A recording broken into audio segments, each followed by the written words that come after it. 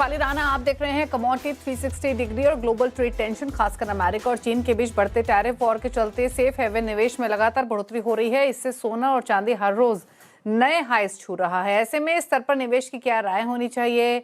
Market में action किस तरीके का है? त्योहारों के पहले किस तरीके की बाइंग देखने को मिल रही है, इस पर करेंगे बातचीत। साथ ही आगे चलते हुए शो में बात करेंगे स्पाइसेस की, जहां पर प्राइसेस लगातार आसमान छू रहे हैं। क्या है वजह और क्या रणनीति यहाँ पर स्पाइसेस पर होनी चाहिए, इस पर भी हम करेंगे चर्चा। हमारे साथ है प्रति फिनमार्ट के मनोज कुमार जैन, साथ ही हमारे साथ कुमार जैन साहब भी बने रहेंगे। चौला हेरिटेज की फाउंडर चौला पटेल हमारे साथ हैं। भोज मसाले को फाउंडर राजेश भोजवानी भी हमारे साथ मौजूद हैं शो में। आप सभी का स्वागत है इस शो में। और सबसे पहले सोने के साथ ही शुरुआत कर लेते हैं। 1,25,000 के मौजूदा भाव देखने को मिल रहे हैं एमसीएक्स पर, और क्या तेजी देखने को मिली है। सबसे पहले तो इनफैक्ट मनोज जी, भाव पर आपकी एक राय। इनफैक्ट अब से कुछ महीने पहले तक 1,25,000 के लक्ष्य हम चांदी के लिए मानकर चलते थे, वो लक्ष्य सोने ने हासिल कर लिए हैं। और क्या तेजी रही है, कोई करेक्शन आएगा, कितना आएगा? अब तो ये कहना एंटायरली डिफरेंट है, बट थोड़ी एप्रीहेंशंस, थोड़ी सी कॉशियसनेस, थोड़ा सा डर भी है नए निवेश के पॉइंट ऑफ व्यू से। भाव को लेकर अब आपकी राय क्या है? जिन भी फंडामेंटल्स ने सपोर्ट किया है, क्या उसके कारण तेजी ये सस्टेन होगी, आगे भी तेजी बनी रहेगी? अब क्या व्यू है इन स्तरों से प्राइसेस को लेकर? नमस्कार दीपाली जी, बिल्कुल ये लेवल पे थोड़ा कॉशियस रहने की बिल्कुल जरूरत है, लेकिन अभी भी जो इनलाइन फंडामेंटल्स है वो काफी मजबूत है। तो फ्रेश निवेश के लिए बिल्कुल एक सतर्कता की जरूरत है। और अब यहाँ पे स्टेगर्ड वे में एसआईपी के रूप में निवेश करेंगे तो ज्यादा बेहतर रहेगा। लमसम एक ही लेवल पे निवेश करना थोड़ा रिस्की रहेगा। वहीं जहां तक रैली के सस्टेन करने का सवाल है, तो बिल्कुल अभी भी यहाँ पे जिस तरह से जो सेंट्रल बैंक्स की बाइंग है और साथ ही हम देख रहे हैं कि ईटीएफ में भी जो निवेश है वो लगातार बढ़ रहा है, तो उसको देखते हुए अभी रैली यहाँ सस्टेनेबल लगती है। जब तक यहाँ पे कोई मेजर सेंट्रल बैंक्स की सेलिंग का ट्रिगर नहीं आता है, तब तक यहाँ पे जो रैली है वो आगे भी जारी रह सकती है। तो बिल्कुल ट्रेडर को यहाँ पे इस लेवल पे थोड़ा कॉशियस रहने की सलाह रहेगी। लेकिन जो लंबी अवधि के निवेशक हैं वो अपने निवेश में बने रहें, और इनफैक्ट एसआईपी के थ्रू स्टेगर्ड वे में निवेश करेंगे तो ज्यादा बेहतर रहेगा। लेवल की अगर मैं बात करूं तो पहले हमने $3,600, उसके बाद फिर जो रिवाइज किए थे लेवल $4,000, और लंबी अवधि के लिए हमने $4,890 तक के लक्ष्य जो है आपके माध्यम से दिए थे। तो हमारा मानना है कि अब यहाँ पे कीमतें $4,000 के ऊपर सस्टेन होती हुई नजर आ रही है। तो आने वाले समय में कीमतें, अगर मैं एक वर्ष की बात करूं तो यहाँ पे 4,890 से $5,000 इंटरनेशनल मार्केट में, और भारतीय बाजारों में लगभग 1,42,000 से 1,45,000 के स्तर सोना दिखा सकता है। तो लंबी अवधि के लिए एसआईपी के रूप में निवेश करना ज्यादा बेहतर है। ओके, कुमार जैन भी हमारे साथ बने हुए। जैन साहब, ये बताइए, इस भाव में एक्शन किस तरीके का है फिजिकल मार्केट में? किस जबरदस्त एक्शन है, जबरदस्त बुलियन बाइंग हो रही है, जबरदस्त बुलियन बाइंग हो रही है। हमारी इमेज से मैंने 35 साल में ऐसा बिजनेस नहीं देखा, इस बार देख रहा हूँ। जबरदस्त बुलियन बाइंग हो रही है कस्टमरों की, क्योंकि अच्छा, सोना और जैन साहब, जब आप जबरदस्त बाइंग कह रहे हैं तो ये बताइए, वॉल्यूम्स के हिसाब से जबरदस्त दिख रही है, या फिर किस तरीके से नहीं, हर कस्टमर दिखाई दे रही है, मांग रहा 10 ग्राम 20 ग्राम लेके जा रहा। अभी एक सुबह कस्टमर आया था, उसने 50 ग्राम रोकड़े में लिया और 50 ग्राम का बिल दिया, 100 ग्राम सोना लेके चला गया। वो बहुत जोरदार काम है इस समय। ओके, चलिए मैं जैन साहब आपसे पूछूंगी किस तरीके के ओवरऑल वॉल्यूम्स रह सकते हैं, कितनी ग्रोथ आप देख रहे हैं। लेकिन चौला भी हमारे साथ बनी हुई है। Chaula, good evening. इनफैक्ट कल मैं बाबा ज्वेलर्स के गौरव बाबा से बातचीत करी थी, उन्होंने एक बड़ी इंटरेस्टिंग चीज़ बताई। एक तो इन्वेस्टमेंट के तौर पे बड़े टिकट साइज में बाइंग हो रही है, या फिर जो ज्वेलरी बाइंग है वो स्पेशली अब एमरल्ड्स की तरफ, डायमंड्स की तरफ शिफ्ट होते हुए दिखाई दे रही है। क्योंकि आप इस सेगमेंट में डील करती हैं, तो बताइए किस तरीके के शिफ्ट हमने बायर प्रेफरेंस में देखे हैं, हायर प्राइसेस की वजह से या फिर एग्जिस्टिंग मार्केट्स में? दीपाली, हम जब लास्ट मिले थे तब गोल्ड का प्राइस 1 लाख था, आज 1,25,000 करीब पहुंच गया है। तो डेफिनेटली रिटेल ज्वेलरी डिमांड अभी स्ट्रेस में है। वो एक एक्सेप्टेंस हमें लानी पड़ेगी। And gold prices record high पे चल रहे हैं, तो consumers are also delaying purchases. और आप डिमांड की बात कर रहे हैं तो आई वुड से कि लाइट वेट गोल्ड ज्वेलरी की तरफ वो ज्यादा झुक रहे हैं। एंड कलर्ड स्टोन ज्वेलरी की तरफ भी ज्यादा झुक रहे हैं ताकि वॉल्यूम बड़ा दिखे, क्योंकि आज आप समझो कि बायर का जो बजट है वो वही है। अभी वो ही बजट में उसको स्केल डाउन करना पड़ेगा वॉल्यूम में, या फिर अपना बजट बढ़ाना पड़ेगा। तो एक माइंडसेट में चेंज भी देखने को मिल रहा है ज्वेलर्स के व्यू पॉइंट से और बायर्स दोनों के व्यू पॉइंट से। ये एक ऐतिहासिक प्राइस चेंज देखने को मिल रहा है, और मैं ये अ, ये देख सकती हूँ कि डेफिनेटली ये इंडस्ट्री में, ज्वेलरी इंडस्ट्री में पर्टिकुलरली डिजाइनिंग को लेके बहुत सारे बदलाव देखने को मिल सकते हैं, और ज्वेलर्स को अपना माइंडसेट बदलना पड़ेगा। इवन बायर्स को अलग माइंडसेट के साथ बाइंग करनी पड़ेगी। साथ ही साथ ज्वेलरी में जब डिमांड प्रेशर में है, तब दिवाली के बाद भी देख सकते हैं कि डिमांड बढ़ रही है कि नहीं। पर डेफिनेटली कलर्ड स्टोन्स और वॉल्यूम अभी के हिसाब से लोग लाइट वेट और बड़े वॉल्यूम के जो ज्वेलरी सेट्स है उसको ज्यादा प्रेफर कर रहे हैं because of gold prices. ETFs and gold coins and Boolean में बहुत ज्यादा बाइंग है कंपेयर टू गोल्ड ऑर्नामेंट्स। तो स्टैटिस्टिक्स यही कह रहा है कि 25 to 30% आप लास्ट ईयर के कंपैरिजन में रिटेलिंग में ज्वेलरी में डिक्लाइन देख सकते हैं। Okay okay.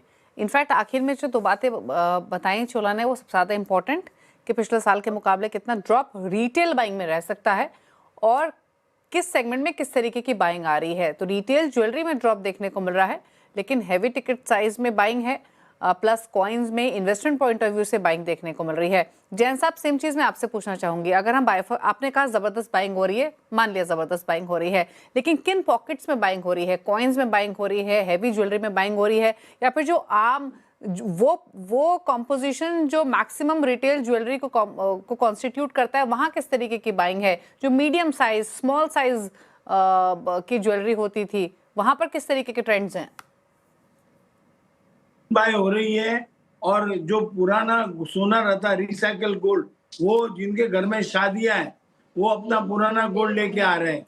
इस तरह दोनों काम चल रहा है, कैश सेल बुलियन का चल रहा है और रिसाइकल गोल्ड में ऑर्नामेंट्स का ऑर्डर हो रहा है। अभी आज बहुत बड़ा दिन है, अभी से पुष्य नक्षत्र शुरू हुआ है 24 घंटे का अभी से, तो वो भी अलग से काम है।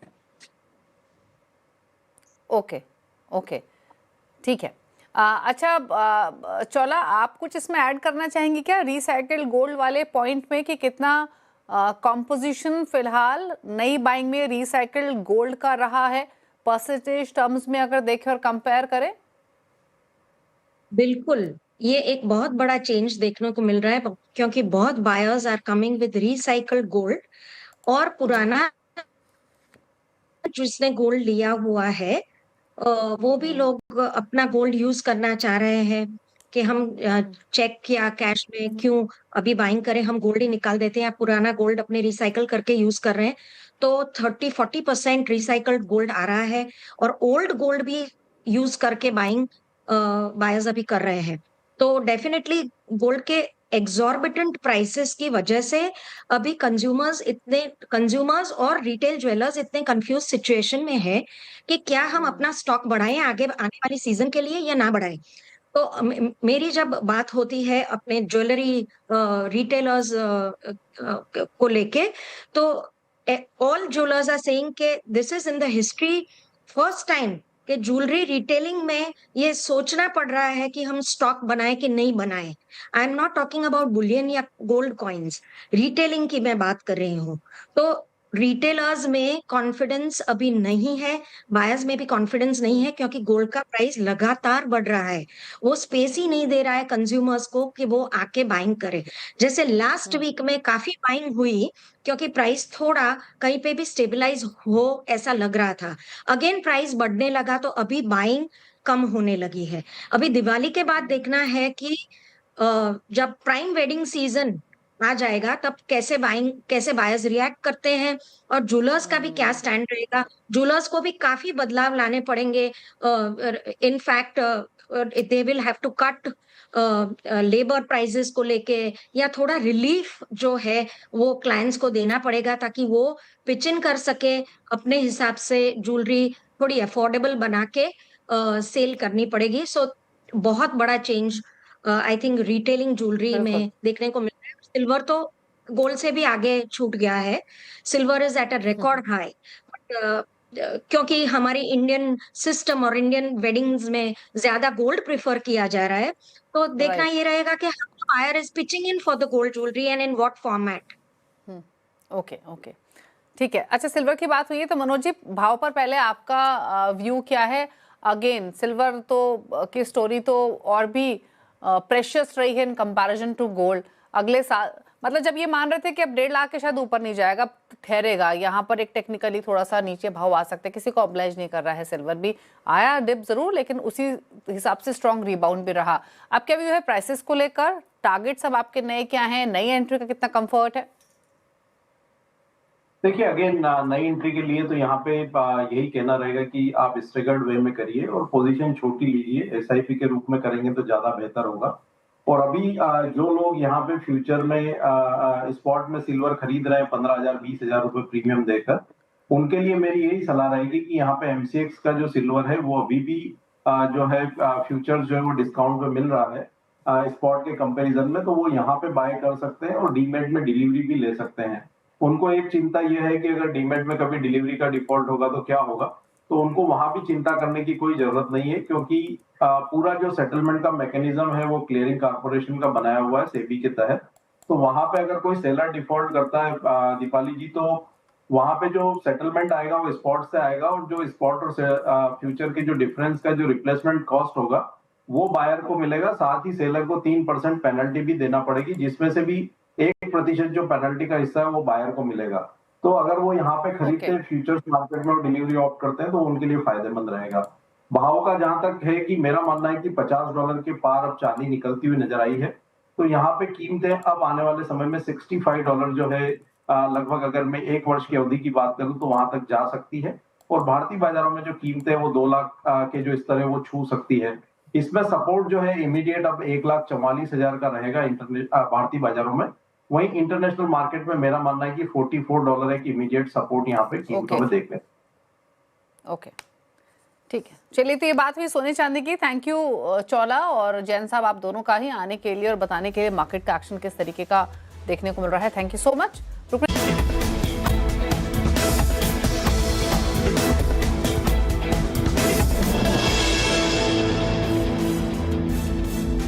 आप दे रहे हैं कमोडिटी 360 डिग्री। अब बात करते हैं स्पाइसेस की। भुज मसाले को फाउंडर राजेश भुजवानी हमारे साथ मौजूद है। राजेश जी नमस्कार, स्वागत है आपका।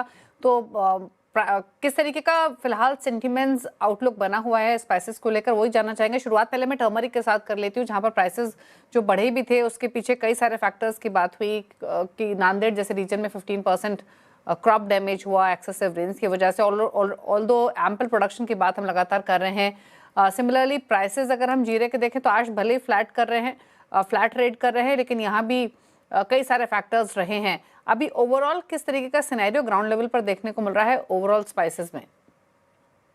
नमस्ते दीपाली जी, शुक्रिया इनवाइट करने के लिए हमें। स्पाइसेस की बात करें तो ओवरऑल इस समय फेस्टिव की वजह से अच्छी डिमांड है मार्केट में।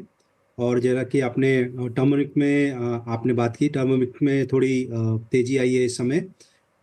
एक तो फेस्टिव सीजन की डिमांड है, दूसरा एक जो बारिश की वजह से क्रॉप डैमेज हुए थे उनकी वजह से भी एक सप्लाई का कंस्टेंट आया है। इसकी वजह से डिमांड के प्राइस के इंक्रीज हुए हैं टर्मरिक के। जीरे की सप्लाई ज़्यादा है, जीरे के प्राइसेस स्टेबल हैं इस समय करके। और मैं बाज़ार में बात करूं तो एक मिर्ची की पोजीशन लास्ट कुछ दिनों से टाइट हुई है करके, मिर्ची में कि 10-15 रुपये का उछाल आया है करके। ओके, तो भाव को लेकर क्या व्यू है यहाँ से तीनों का ही, फिर चाहे वो टर्मरिक हो, कोरिएंडर हो या फिर जीरा हो? ओवरऑल एक स्टेबल मार्केट सिनेरियो रहेगा। थोड़ा बहुत बाजार ऊपर नीचे डिमांड सप्लाई के हिसाब से चलता रहेगा करके, बट एक रेंज बाउंड रहने वाला है। Supply constraint because of weather fluctuations जो आते हैं वो आते हैं। बाकी एक्सपोर्ट की डिमांड भी अच्छी है और ओवरऑल डिमांड फेस्टिव सीजन के हिसाब से भी अच्छी है। मार्केट में। ओके अच्छा, एक्सपोर्ट की आपने बात की राजेश जी, स्पेशली अगर हम जीरे की बात करें तो पहले डिमांड उतनी एनकरेजिंग नहीं थी। किस तरीके के नंबर्स टर्मरिक और जीरे में खासतौर से एक्सपोर्ट फ्रंट पे देखने को मिल रहे हैं? किस तरह की डिमांड है? Correct. So, as far as demand for export is concerned, overall 4 to 5% का एक डिमांड फैक्टर एक इस समय ग्रोथ है। इस समय टैरिफ की वजह से काफ़ी सारा एक्सपोर्ट्स रुका हुआ है करके, उसके अभी इफेक्ट्स अभी नलीफाई होते जा रहे हैं, जैसे नया ऑर्डर्स वगैरह आ रहे हैं जो कि जिसमें टैरिफ के इम्पैक्ट्स आ रहे हैं करके।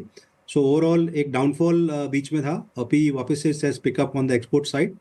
और इम्पोर्टेड स्पाइसेस की बात करें तो जो लवंग, दालचीनी और कुछ सम एक्सटेंट ब्लैक पेपर भी इंपोर्ट आता है इंडिया में। सो हमें उसमें prices because of the US dollar higher rate, उसमें भी प्राइसेस की एक दबाव आया है उसमें भी। ओके ठीक है, चलिए शुक्रिया आपका राजेश जी आने के लिए शो में और क्विकली अपने व्यूज स्पाइसेस पर देने के लिए, फिर चाहे वो डिमांड पॉइंट ऑफ व्यू हो, प्राइसेस हो या फिर एक्सपोर्ट व्यू ही क्यों ना हो। Thank you so much. और स्पाइसेस हालांकि आज के सेशन में हम देखें तो फ्लैटिश टोन पे ट्रेड होते हुए दिखाई दे रहा है। कोई कमेंट मनोज जी आपका स्पाइसेस पर? यहाँ पे टर्मरिक में पिछले 2 सेशन से एक अच्छा अपसाइड मूव देखने को मिला था दीपाली जी, तो लॉन्ग में एक बार मुनाफा वसूली की सलाह रहेगी। हालांकि कोरिएंडर और जीरा में बड़ी गिरावट देखने को मिल रही है, तो यहाँ पे कोरिएंडर में जो नवंबर का वायदा है वहां पे 7,800 के स्तर पर एक सपोर्ट देखने को मिलेगा। तो अगर शॉर्ट की पोजीशन किसी की है तो 7,800 850 की रेंज में एक बार मुनाफा वसूली की सलाह रहेगी। ओके शुक्रिया आपका मनोज जी शो में आने के लिए और ट्रेड्स पर अपने व्यूज देने के लिए। इसी के साथ एक ब्रेक, उस पर आवाज समाचार। नमस्कार।